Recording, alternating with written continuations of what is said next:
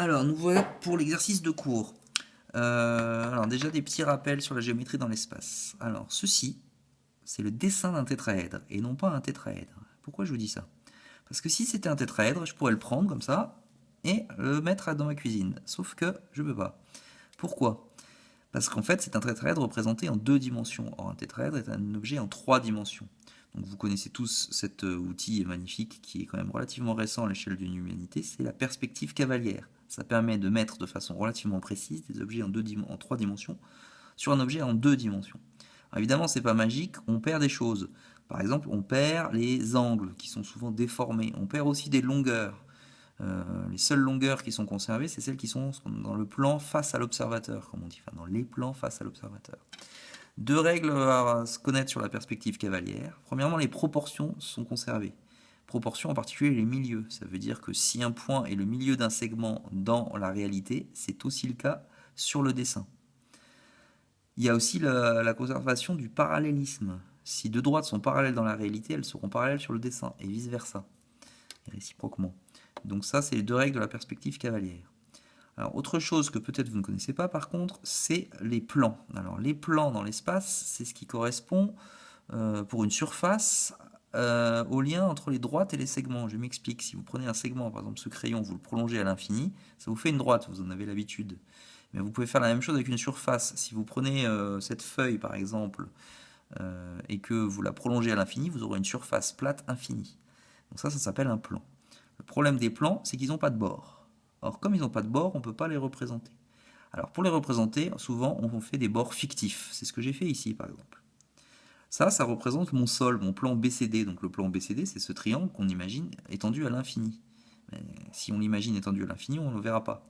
Alors, pour le matérialiser, j'ai choisi d'inventer des bords comme ça. Alors, souvent, on fait des bords parfois parallèles à des morceaux du plan originel, disons, euh, de la figure qui a servi à faire le plan, mais pas forcément. Donc, vous voyez, par exemple, là j'ai pris un bord qui est plus ou moins parallèle à BD pour qu'on le voit bien, et puis l'autre j'ai fait autre chose parce que ça m'arrange. Donc voilà, ceci en fait ça représente le plan BCD. Donc pour moi, je vais considérer que c'est le sol. Mon tétraèdre il est posé là-dessus. Alors l'idée, c'est cette droite IG qui rentre d'un côté du tétraèdre et qui sort de l'autre. Alors on a l'impression qu'elle plonge dans le tétraèdre, elle va vers le bas si vous voulez dans le sens là. Hein, j'essaye de prendre des analogies avec le haut, le bas, pour qu'on comprenne bien. Mais évidemment, en maths, il n'y a pas de haut, de bas. Hein. On peut tourner la feuille. Donc, si vous faites ça, vous avez votre droite IG. Donc elle plonge dans le tétraèdre, elle entre ici, comme elle entre, elle est en pointillé, et elle ressort là, elle est plus en pointillé. Alors cette droite IG, vu qu'elle va vers le bas quelque part, il y a bien un moment où elle va rentrer dans le sol. La question c'est où? Alors pour le savoir, il va falloir tracer des intersections. Les seules choses dont on peut être sûr, c'est que deux droites parallèles dans un plan se coupent. Mais deux droites dans l'espace, elles peuvent ne pas être parallèles et ne pas se couper, comme par exemple ma règle et mon crayon là. Alors ça, c'est un gros problème de la géométrie dans l'espace, c'est que deux droites ne se coupent pas forcément, même si elles ne sont pas parallèles. Quand est-ce qu'elles se coupent? Boum. Quand elles se touchent. Mais quand elles se touchent, vous voyez que ça fait deux bords, en fait, comme j'ai fait tout à l'heure, et en fait, ça fait un plan, là, j'ai un plan déterminé par ma droite et mon crayon. Donc deux droites se coupent quand elles sont coplanaires, on dit, quand elles sont dans le même plan. C'est ce dont on va se servir. On va se servir d'un plan. Et dans un plan, on va faire de la géométrie normale. Alors, par exemple, dans un premier temps, je vais prendre le plan ABC. C'est une face du tétraèdre. La droite AG et la droite BC, c'est deux droites du plan ABC. Comme ces deux droites du plan ABC, elles se coupent. Donc je suis sûr qu'elles se coupent. Alors, je vais la tracer, la droite AG. Enfin, je vais juste tracer le segment d'ailleurs, j'ai besoin que de ça. Voilà. Et je suis sûr que cette droite AG va couper la droite BC en A'. Elles ne peuvent pas être parallèles parce que sinon le tétraèdre serait pas un tétraèdre. Si je prends un point de la face et un sommet, bon, ça ne fait pas une droite parallèle. Je ne m'étends pas trop là-dessus pour pas trop compliquer.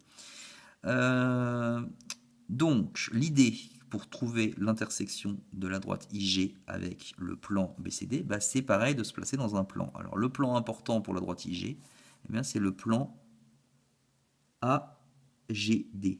Le plan AGD, que je vais matérialiser ici dans le tétraèdre. Voilà, ce plan-là, là. Il est à l'intérieur du tétraèdre. Il a comme côté AD, il a comme côté AG, que j'ai prononcé jusqu'en A', et du coup, il a aussi comme côté DA'. Vous voyez, tous ces points, ils appartiennent au plan que j'ai assuré, le plan qui est à l'intérieur. Ce plan est important parce qu'il contient la droite IG. Mais vous voyez qu'on voit se dessiner immédiatement la solution parce qu'on a un plan qui contient la droite IG mais qui contient aussi la droite DA. Or la droite DA', pardon. Or la droite DA', c'est une droite du sol, elle est par terre. Alors comme elle est par terre, tous ces points sont par terre. Y compris celui-là. Mais celui-là, qu'est-ce qu'il a de particulier? Il est dans la droite DA', donc il est dans le plan hachuré, là, si on imagine que ça va à l'infini. Et IG, elle est aussi dans le plan hachuré. On a dit dans l'énoncé que IG n'était pas parallèle au sol, donc pas parallèle à DA'. Et du coup, IG va couper DA' dans un certain point. Et on trouve l'endroit où la droite IG coupe le sol, c'est-à-dire le plan BCD. Là, je vous ai mis les conseils, un peu ce que j'ai expliqué. Et là, juste la rédaction qu'il faut mettre en maths.